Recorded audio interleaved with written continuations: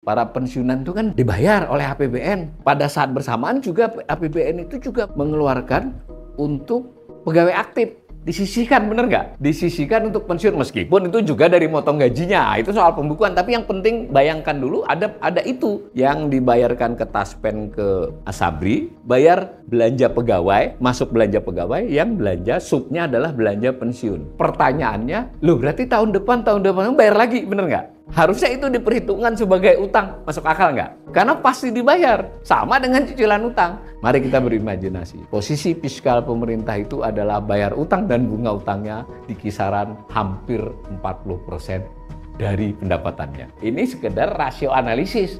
Faktanya kita bayar utang dengan utang baru. Bahkan bunganya juga hanya di tahun-tahun tertentu bunga bisa sebagian dibayari pakai pendapatan.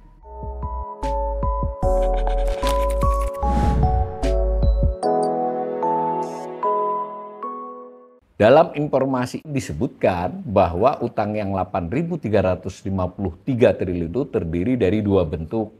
Yang pertama bentuknya adalah surat berharga negara, SBN. Apa itu?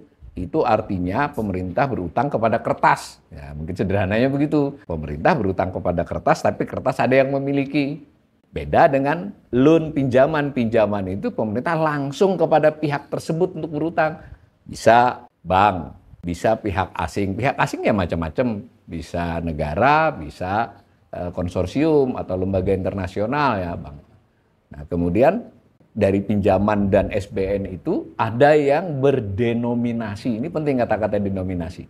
Denominasi itu artinya dia utang itu dinyatakan dalam mata uang apa? Karena ada utang pemerintah yang bermata uang rupiah, ada yang valuta asing. Valuta asing sejauh ini baru 3 macam kalau di SBN. Tapi kalau yang di loan ada yang bukan 3 ini, tapi kita sebut saja yang 3 utama ini. Yang paling banyak adalah dolar. Sekitar hampir 90% dari seluruh utang pemerintah itu berdenominasi dolar. Bahkan utang terhadap perusahaan Cina pun kebanyakan berdenominasi dolar, bukan yuan. Nah, yang kedua itu euro, yang ketiga yuan. ASBN ada yang bersistem konvensional biasa, ada yang bersistem syariah. Kalau bersistem biasa, itu biasanya disebut dengan SUN, Surat Utang Negara. Nah, sedangkan kalau yang bersyariah disebut SBN Syariah. Tapi ini nanti akan kita buat kajian tersendiri. Perubahan nama-nama istilah itu bisa kembali ya. Jadi pertama pernah dikenal nama utang pemerintah, utang negara, kemudian tadi surat berharga negara, surat berharga saja macam. Tapi sekali ini kita pakai yang terkini. SBN terdiri dari SBN rupiah dan SBN Palas. Dari sisi denominasi, SBN berdenominasi rupiah itu adalah domestik disebutnya. Nah, maksudnya belum tentu SBN rupiah itu dimiliki oleh orang Indonesia atau pihak Indonesia, kan bisa dimiliki asing. Begitu juga dengan SBN berdenominasi dolar, tidak seluruhnya dimiliki orang asing, ada yang dimiliki oleh orang Indonesia. Orang di sini termasuk perusahaan, badan. Kalau menurut informasinya yang Mei tadi itu sebesar 7.347,50 yang SBN, yang 1.000,52 triliun adalah pinjaman. Kajian kali ini ingin memperlihatkan informasi lain tentang utang pemerintah, dan itu juga informasi resmi, bukan karangan saya, bahwa ternyata sisa utang pemerintah itu datanya bukan hanya itu, ada versi lain kira-kira gitu. Nah, itu yang kita mau lihat. Tapi kita kesini dulu. Ini contoh APBN kita yang Juni ya. Jadi kelihatan ini. Ini halaman yang saya kutip, halaman berapa dari edisi Juni. Ini utang 8.353 kutipan tadi. Terdiri dari surat berharga dengan pinjaman ya. Surat berharga dan pinjaman. Surat berharganya ada yang domestik, ada yang palas, ada yang syariahnya kan. Sedangkan yang pinjaman luar negeri, itu ada yang bilateral berarti antar negara, kalau multilateral berarti dengan konsorsium atau lembaga asing ya. Bisa juga dengan komersial bank, jadi ada utang juga dengan bank komersial. Ini contoh untuk kita merefresh kembali kuliah-kuliah kita sebelumnya. Posisi 2023, 2024 dan seterusnya. Yang 2024 adalah masih perakiraan, kan belum berakhir, tadi baru Mei. Saya memperkirakan yang 8.353 nanti jadi 8.850 triliun di akhir tahun nanti. Tapi yang sudah fix adalah 2023 yang sudah lewat. Itu jumlahnya 8.143 triliun. Dari mana saya dapat data ini? Pada waktu APBN kita edisi Januari 2024 itu menginformasikan yang Desember kan, itu waktu itu disebutnya 8.145, berapa triliun. Tetapi itu belum diaudit. Ternyata ketika diaudit BPK tidak sebesar itu, berkurang 2 triliun. Tapi Anda boleh pakai 8145, boleh pakai 8143. Ini yang biru ini menunjukkan perkembangan dari tahun ke tahun. Posisi utang akhir tahun 2024 ini baru perakiraan saya. Saya lihat defisit pembiayaan utang di APBN berapa? Kan ada defisit, ada pembiayaan utang. Terus ada satu faktor lagi, ada yang sifatnya falas. Nah, karena saya memperakirakan kurs 31 Desember 2023 yang lalu dengan 31 Desember 2024 itu akan berbeda, akan menimbulkan tambahan utang akibat perubahan kurs. Jadi dengan cara menghitung itu adalah 8.850, belum tentu benar ini, nanti bisa lebih bisa kurang dari itu. Nah, yang mau saya ingin tunjukkan bisa melihat kenaikan dari tahun ke tahun, bukan persen ini.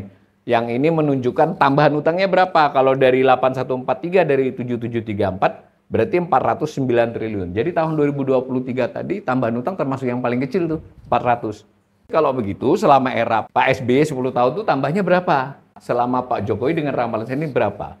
Ini tambahannya sekitar berapa? 2.600 dengan 2004 1.300, berarti bertambah 1.300 triliun selama era SBY. Tapi kalau Jokowi, kita lihat aja dari 2014 ke 2024. Itu tambahnya adalah 6.241 triliun. Ini bukan soal sentimen mendukung Pak SBY lalu anti Pak. Enggak, ini kita sebagai belajar ekonomi fakta saja.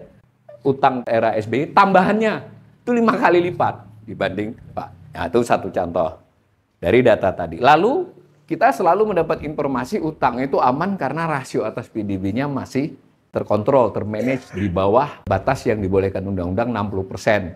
Itu kan selalu diomongkan, oke itu kita terima dulu. Tetapi kita boleh juga dong membandingkan fakta perubahan rasio dari tahun ke tahun. Nah, faktanya adalah begini, selama era Pak SBY misalnya terjadi penurunan rasio utang. Selama Pak Jokowi terjadi kenaikan rasio utang. Oh itu kan karena COVID loh, COVID kan 2020. Ini juga sudah naik nih sebelum COVID. Ini contoh menganalisis. Tentu ini hanya analisis sekilas. Para pembelajar boleh melakukan analisis yang lebih lanjut. Bisa juga kita melakukan analisis, tadi kan ada posisi utang, kita bandingkan dengan pendapatan negara. Nah ini yang agak jarang dilakukan. Umumnya rasio diambil dari PDB.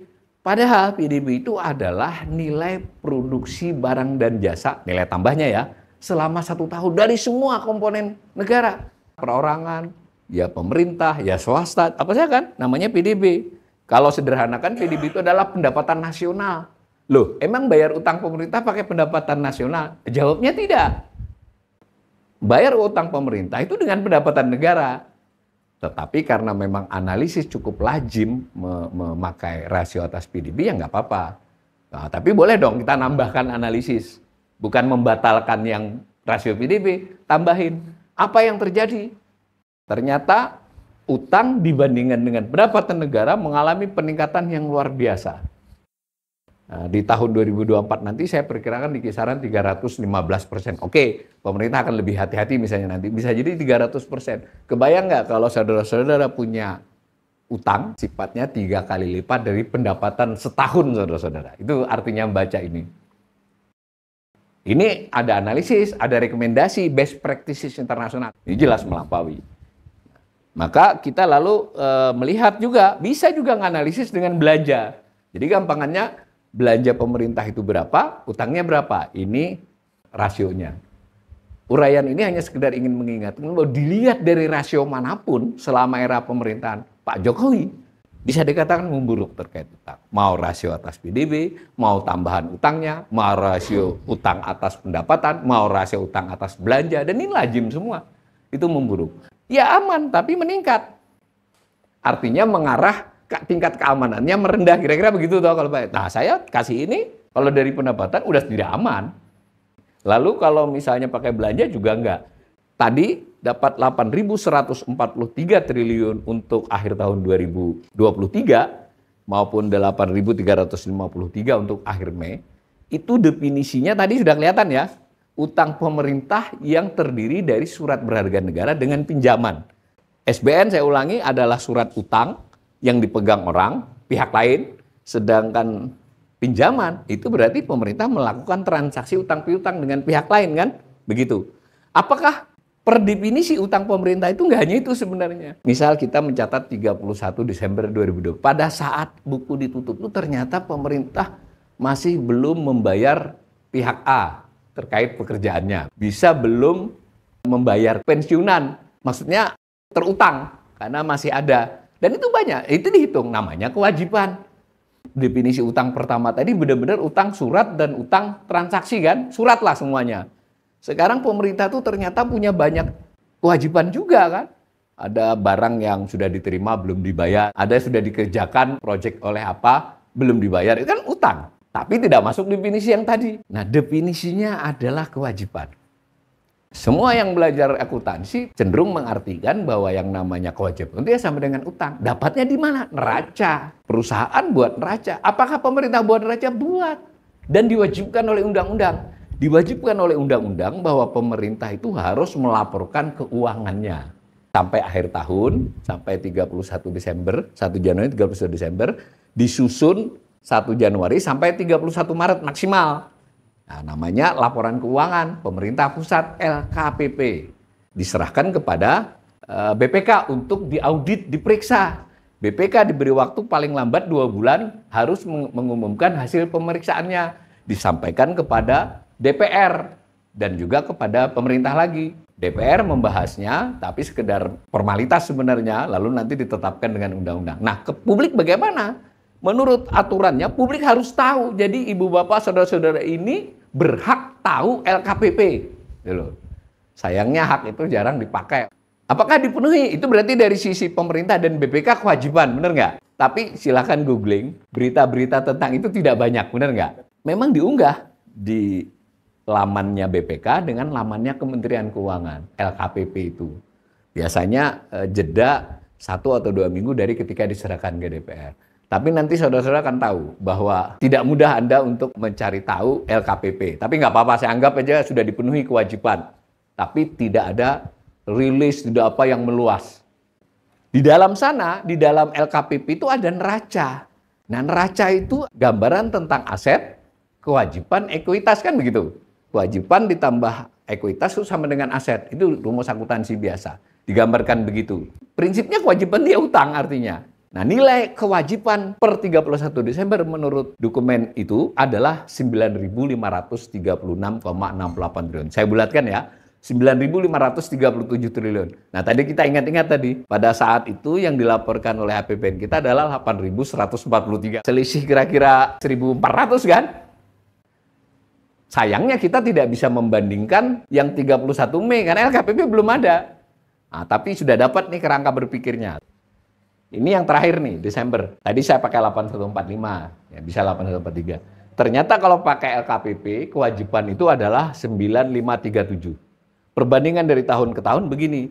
Nah, memang di dalam yang orange ini, di dalam kewajiban ini termasuk ini. Jangan ditambahkan ya.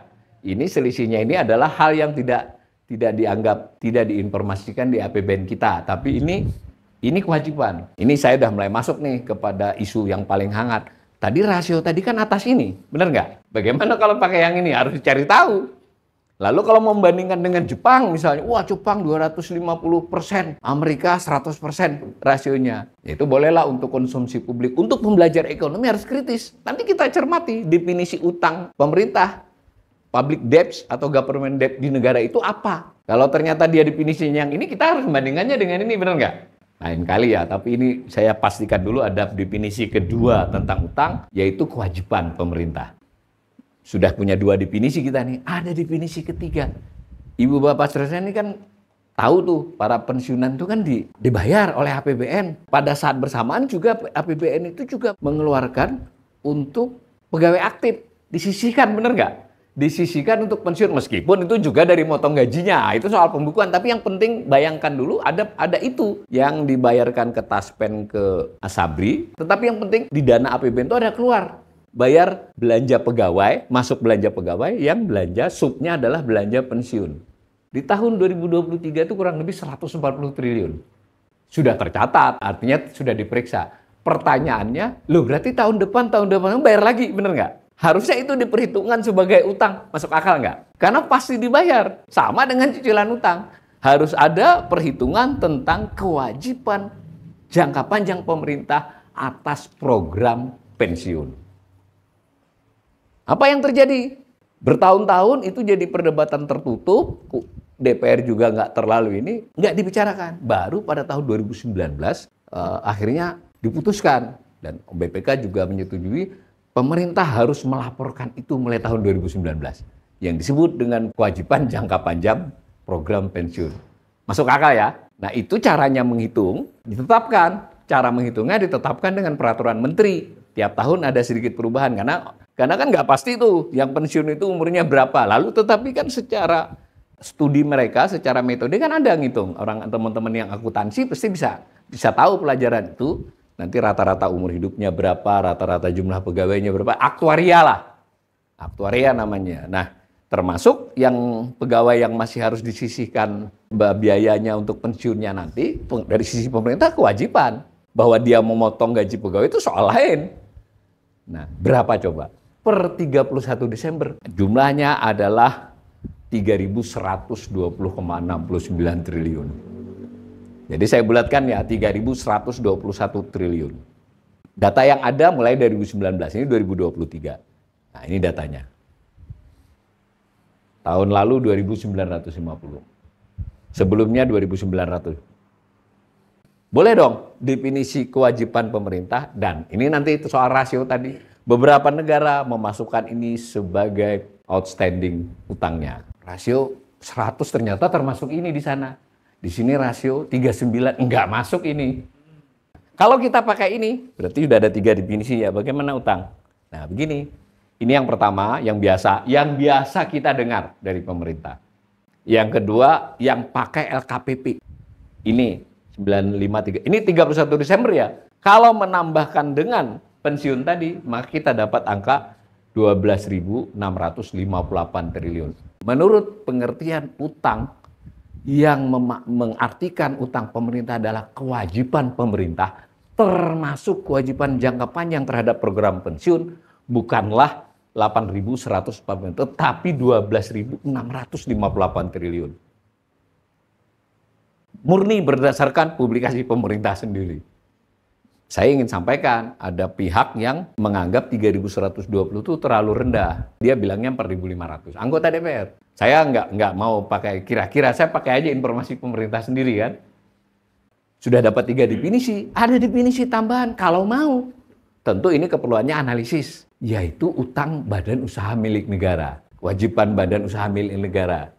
Loh kan BUMN adalah kekayaan negara yang dipisahkan. Ngapain ngitung utangnya? Kan dia sendiri tuh. Kan begitu. Nanti saudara-saudara bisa googling lagi. Ini tidak pakai uang APBN. Ternyata BUMN kan. Terus setelah dipakai proyek itu nggak karu-karuan. BUMN-nya jerit mau bangkrut. Nah, akhirnya pemerintah nambahin modal. Jadi betul dia tidak langsung tetapi nggak mungkin pemerintah membiarkan Garuda, Kereta Api Indonesia, Utama Karya bangkrut. Nggak mungkin. Nah, artinya ini boleh dianalisis. Saya ingin mengatakan definisinya harus tambah utang BUMN, tapi perlu disimulasi kan. Karena itu tetap akan jadi beban di masa depan kepada fiskal kita. Itu alasan pertama. Alasan kedua saya, ternyata tadi kita sudah bicara neraca. Neraca itu adalah, tadi ada aset, ada kewajiban, ada ekuitas kan. Ternyata yang masuk kepada aset itu adalah salah satunya aset pemerintah di BUMN. Loh ini kan perlu fair play. Asetnya diklaim, utangnya enggak. Jadi nilai aset pemerintah itu sudah memasukkan ekuitas dia di BUMN. Nah, tentu kalau untuk analisis yang lebih tajam, kita tidak bisa memasukkan seluruh utang BUMN dong. Proporsi dengan ekuitas dia. Tapi secara common sense dulu, ini ada yang manajemen kan bisa ya membayangkan ini bahwa bukan biasa kok. Berapa utang BUMN? Di mana kita dapat? Nah, kalau Anda baca LKPP juga Anda tidak mudah. Hanya ada di lampirannya. Jadi LKPP itu 256 halaman, lampirannya 2. Yang satu 414 halaman, yang satu 115 halaman. Nah, silakan Anda cari di lampiran itu yang ada ininya. Saya sebut aja biar sama-sama kita belajar. Lampiran 16 dan 17. Di LKPP-nya nggak ada. Utang BUMN loh. Terus, wah kita mau tahu dari webnya Kementerian BUMN, silakan masuk sekarang sambil dengar kuliah saya ini. Ada nggak informasi utang BUMN di situ? Ada, tapi tahun 2022 akhir, dan itu pun akan bertabrakan dengan, nggak ada, 2023 belum diumumkan sama sekali. Ini masalah menurut saya. Kalau negara ini mau maju, ya transparansi informasi nih. Kita nggak nuduh apa-apa, kita pengen tahu saja. BUMN milik negara, milik rakyat, kenapa kita nggak tahu? LKPP itu laporan pemerintah kepada DPR, diperiksa oleh BPK, dan menurut ketentuannya harus diketahui berhak diketahui rakyat. Oke lah, rakyat kebanyakan itu cukup baca berita. Kita para pembelajar ekonomi, iya harus belajar, lihat dokumennya. Nah ini saya kesini lagi, pada 16-17 itu ternyata BUMN itu kan ada 2. Badan usaha milik negara yang di bawah binaan Kementerian BUMN itu paling banyak. Yang kedua ternyata masih sudah ada BUMN di bawah pembinaan Kementerian Keuangan, ada 5 BUMN. Sebagian BUMN pada waktu LKPP dilaporkan belum audited, ya bukan salah saya kan, harusnya audited semua. Itu nilainya 8.137,67 triliun totalnya. Yang di bawah Kementerian BUMN 8.241, yang di bawah Kementerian 104,32 triliun. Nah, maka kalau ini kita tambahkan, ini nggak sempat saya hitung semua ya. Nah, jadi kalau pakai BUMN, jadi begini, 19.507,37. Ini aja salah nih, bukan 11.265 nih, tadi 12 berapa tadi kan. Rasionya jadi begini. Kalau pakai utang biasa, 38,98. Kalau pakai kewajiban, 45,65%. Kalau pakai kewajiban pensiun, tambahan terus, 53,92%. Kalau tambah utang BUMN, 93,37%. Nah, yang BUMN mungkin tidak boleh seluruhnya karena ekuitas kan. Kalau misalnya kita ambil, karena definisi BUMN itu adalah kepemilikan negara yang di atas 50%, ya bisa saja kita pakai angka 60 kan. Nah, maka utang BUMN-nya hanya 60%-nya. Tetap saja akan keluar angka rasio 85%. Udah melampaui rekomendasi manapun. Nah, saya ingin men-challenge sekali lagi. Emang definisi di negara lain yang mencantumkan rasio itu sama dengan kita yang ini? Kurang lebih begitu ya. Kita ulangi sedikit. Saya ulangi ini tadi BUMN. Nah, dari peristiwa itu maka sekurangnya terdapat 4, sebenarnya 5, tapi saya nggak sempat mengolah. Nanti kuliah lain kali. Apa yang kelima? Menambahkan utang badan usaha lainnya. Mengapa saya boleh nambahkan? Sama dengan BUMN, asetnya diambil kok, ditaruh di neraca. Tapi oke, karena saya terbiasa kalau bicara harus ada angkanya, saya tunda dulu definisi kelimanya. Kita pakai yang 4 aja. Berarti kan saya ulangi, 8.144 triliun kan? Kalau pakai kewajiban tadi berapa?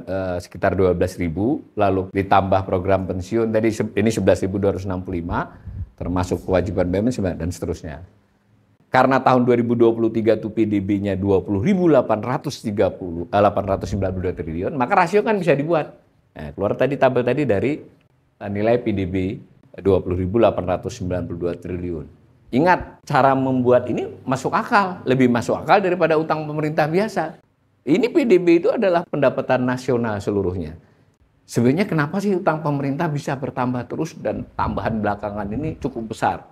Nah, itu antara lain penyebabnya adalah karena pemerintah melakukan APBN yang sifatnya dia sebutnya ekspansif. Itu penyebutan saja. Yang penting faktanya adalah belanja lebih besar dari pendapatan. Sebenarnya nanti kita akan perlu kuliah, apa benar kalau belanja lebih besar dari pendapatan itu ekspansif? Sebetulnya jawabannya belum tentu. Belanjanya untuk apa? Gitu. Ini seperti saudara-saudara punya rumah tangga gitu ya, belanjanya lebih besar dari pendapatan. Lalu saudara cerita ke keluarga yang, keluarga saya itu anggarannya ekspansif gitu kan. Ternyata buat beli HP yang mahal, kan ekspansifnya di mana? Beda nih kalau karena saya mulai buka warung, nambah usaha kan. Nah, itu ekspansif. Jadi panjang cerita. Meskipun untuk negara yang namanya ekspansif itu tidak selalu buka usaha. Pengeluarannya itu dianggap akan men-trigger peningkatan produksi, meningkatkan, itu bisa. Tapi kan berarti butuh analisis. Sementara kita setuju saja deh. Pemerintah mau mengatakan terserah, yang kita tahu pasti pemerintah selalu belanja lebih besar dari pendapatan. Masuk akal ya? Defisit. Di mana-mana kalau orang belanjanya lebih besar daripada pendapatan, Ya dia punya dua cara untuk menutupi kekurangannya. Ya kalau rumah tangga, jual mobil, jual motornya nggak, jual aset gitu loh. Tapi pemerintah ini nggak bisa, karena kalau dia jualin aset lagi nanti masalah. Kita pernah melakukan di 2002, 2003, 2004. Tapi sekarang udah nggak bisa. Bukan nggak bisa itu nggak bisa jual. Mas mau jual PLN, mau jual Garuda, mau jual Utama Karya, atau mau jual bangunan-bangunan pemerintah. Nggak bisa kan? Sehingga metodenya adalah dengan utang. Kekurangannya ditutupi utang. Disebutnya pembiayaan utang. Soal ya. Dengan pembiayaan utang yang terus terjadi tiap tahun, utangnya terakumulasi. Jadi penyebab bertambahnya utang yang utama adalah pembiayaan utang, yang pembiayaan utang disebabkan terutama oleh defisit. Selain defisit, di era Presiden Jokowi ini ada ide yang ya ide besar, tapi mungkin tidak dipikirkan dengan cara yang besar. Jadi pengeluaran PSN, apa kan ini bisa itu? Dampaknya kan pengeluaran, memang bukan belanja itu, pengeluaran. Tapi otomatis kan karena dia defisit, belanja saja itu lebih dari pendapatan, lalu berambisi untuk menambahi proyek. Ya berarti kan utangnya lebih banyak lagi dong. Nah disebutlah pembiayaan utang. Nah kita bisa lihat ini, yang biru ini defisit, yang orange ini pembiayaan utang. Jadi lebih dari pembiayaan utang terus kan. Jadi berutang lebih besar dari defisit. Ini salah penyebab utama tambahan utang. Ada satu yang jarang dibahas, kenapa utang bertambah. Saya tadi sudah singgung di depan, perubahan kurs. Kalau kurs melemah, tapi yang dihitung hanya murni 31 Desember tahun ini dibandingkan 31 tahun lalu. Karena itu ada upaya mati-matian biasanya di 31 Desember 23 hari itu untuk menekan kurs. Dengan segala cara supaya outstanding utang pemerintah bisa ketekan. Ya, tapi karena itu adalah hanya fakta akuntansi dan legal ya saya nggak ini. Tapi kita perlu tahu. Karena itu nanti Januari Februari biasanya rupiahnya melemah lagi. Tapi saya berasumsi apapun yang dilakukan oleh Bank Indonesia 31 Desember 2024 nanti pasti lebih tinggi, lebih lemah dibandingkan dengan 31 Desember 2023. Nah, sebagian dari utang kan falas. Ya, sebutlah sekitar 30%. Berarti kan yang 30% ini utangnya nilainya kan bertambah. Padahal utangnya tetap, itu kurang lebih. Itu penyebab lain. Utang itu, saya bercanda sering, utang itu sebenarnya tidak pernah masalah. Yang masalah bayarnya. Candaan saya. Tapi kan semua juga tahu utang itu adalah harus dibayar. Bayar utang itu namanya kan beban utang, pembayaran pokok utang. Kalau dia bentuknya SBN, dia dilunasi pada saat jatuh tempo. Kalau dia bersifat pinjaman, itu umumnya cicilan. Kalau tadi kewajiban tadi ada yang kepada para pihak, ya sesuai tanggalnya kan, harus dibayarkan. Kita jadi punya data tentang pembayaran pokok utang. Anda boleh googling tuh, pembayaran pokok utang. Anda mau cari di mana? Anda dapatnya nanti, mohon maaf, di media ini, media itu, pernyataan ahli ini. Pembelajar ekonomi, kalau lihat media atau lihat pendapat, ya sekedar untuk pembanding. Anda harus dapat sumbernya. Dari mana dapat sumber pembayaran pokok utang? Nah, kembali ke LKPP tadi. Sayangnya di LKPP, dia harus Anda jumlahkan beberapa item. Nah, sementara terpaksa percaya sama dosennya dulu nih. Nah, cara saya menghitung begini, nanti silakan kalau saya salah dicek sendiri. Maka kita dapat data pembayaran pokok utang. Masuk akal ya? Nah, pembayaran pokok utang itu di sini saya gambarkan dengan biru nih. Tahun 2024 otomatis perkiraan, belum kok. Nah, sekarang lagi beredar nih, utang yang jatuh tempo 800 triliun. Saya masih naruh baik hati nih, saya taruh 600 bukan 800. Saya punya alasan kenapa belum mengutip yang 800. Tapi yang ini kan sudah terjadi nih. Sudah terjadi, saya dapat dari LKPP. Ini adalah pembayaran pokok utang tiap tahun. Berarti biru naik kan? Nah, beban utang kan nggak hanya pokok, tetapi juga bunga. Nah, ini bunganya. Ini bunga yang tahun 2024 ini adalah yang dicantumkan oleh APBN, belum realisasi. Yang 2023 sudah realisasi. Bisa ya gambar ini dipahami ya? Maka kalau saya mengatakan beban utang, itu dijumlahkan saja. Yang sudah terjadi nih, 624 ditambah 439. Maka kita dapat berapa itu? Sekitar 1060 triliun kan? Begitulah beban utang di tahun 2023 lalu. Kalau kita gambar lagi, kita boleh dong membandingkannya dengan pendapatan negara. Masuk akal ya? Kalau Anda keluarga, Anda sebuah perusahaan, ini kan wajar membandingkan beban utang yang terdiri dari pembayaran pokok ditambah dengan bunganya, Anda bandingkan dengan pendapatannya. Sama-sama dengan kurun setahun. Maka yang biru ini menjumlahkan, ini saya biruin semua. Nah, sedangkan pendapatan negaranya saya tidak cantumkan di sini, silakan dicek, tapi sudah saya periksa. Ini saya kurang ini, sampai 2023 sudah saya hitung berdasarkan realisasi. Yang ini masih berdasarkan perakiraan. Apa yang terjadi? Di tahun 2023 ini lumayan ini. 38,93%. Ya anggap aja kisaran 38-40 sampai tahun depan. Mari kita berimajinasi. Posisi fiskal pemerintah itu adalah bayar utang dan bunga utangnya di kisaran hampir 40% dari pendapatannya. Dan tidak punya tren menurun. Dan itu terjadi di era pemerintahan Presiden Jokowi. Nggak mau jelek-jelekin Pak Jokowi, saya hanya ngomong data di pemerintahan era Pak Jokowi. Di era Bu Sri Mulyani. Fakta aja. Tadi kita sudah bicara juga tentang rasio. Rasio aman, ya aman tapi memburuk. Kalau aman pakai definisi dia, pakai definisi saya belum kan? Nanti kita kajian apakah ini aman. Saya untuk kuliah kali ini tidak membicarakan apakah aman atau tidak. Saya ingin menampilkan bahwa ada definisi tentang utang beberapa biji. Ini tadi pokok utang tadi. Karena kita defisit, pendapatan selalu lebih rendah dari belanja. Nggak mungkin bisa bayar. Ini tadi sekedar rasio. Tapi sebenarnya kita nggak bisa kan bayar utang dari pendapatannya habis buat belanja. Ini sekedar rasio analisis. Faktanya kita bayar utang dengan utang baru. Bahkan bunganya juga hanya di tahun-tahun tertentu bunga bisa sebagian dibayari pakai pendapatan. Ya, boleh dong kita melakukan analisis para pembelajar. Kalau begitu ngutangnya berapa? Kan ngutang barunya itu buat bayar utang lama plus kebutuhan baru, ya enggak? Nah inilah yang terjadi di 2023. Bayar pokok 624, kita nggak bicara bunga nih. Karena kita defisit dan perlu macam-macam, maka ngutangnya adalah 1028 triliun. Tahun 2024 yang akan datang ini perkiraan konservatif. Artinya konservatif, saya berdasarkan data-data yang tersedia saja. Kalau krisis akan beda lagi. Kalau misalnya rupiah 17.000, 18.000, beda angkanya.